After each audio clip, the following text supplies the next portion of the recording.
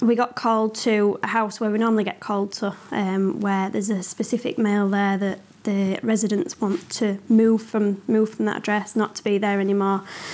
So we turned up at the address, we spoke with the mail and said, look, they don't want you here, please can you just leave? And he just said, no, I'm not going anywhere, you can't stop me. I'm going to stay on this street, and when you're gone I'm going to come back. So bearing in mind that he's told us that he's going to come back, he's going to kick off again, I decided to arrest him for a breach of peace. As soon as I went for my handcuffs and I went to grab his hand, he ripped his arm away, and then we just had a bit of a wrestle with each other when he ended up taking my radio off me and then hit me across the head about 5 or 6 times with my radio. At this time I tried to get down and tried to sort of somehow get the radio, at which point he grabbed me by the scuff of my collar and started pulling me, to which I started shouting at him to let go. And then he kicked Abby, and I thought that if I can't get hold of him, if I can't keep hold of him here, he's free to assault somebody else. He could carry on hitting Abby. There were quite a few members of the public that had gathered at this point, and I could just feel some punching on one of my arms. And I turned to Abby and I just went, just code 0, and she went, I've already done it.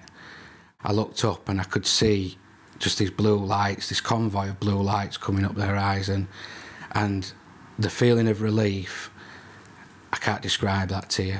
I remember before anything like that, I could go into like a confrontational situation with absolutely no issues whatsoever. I was always confident in my ability.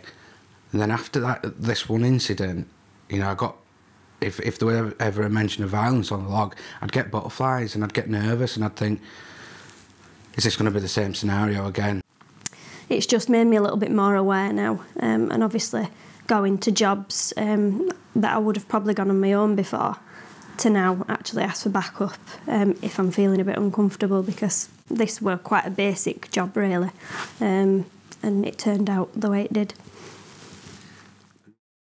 The body camera that Abby was wearing quite clearly saw him remove my radio and hit me over the head 5 or 6 times with it. That sort of evidence is priceless. I do believe that body cameras are fantastic, and I always go out with one. I also think that all officers should have tasers. I think if we've got that sort of resource, why should it be only a select few that should be able to be trained and use them? I've been told by another officer that I've been awarded £100 compensation. The sentencing from the courts isn't tough enough. You need to give people a reason not to do what they're doing, and you know, you get officers are getting assaulted every day.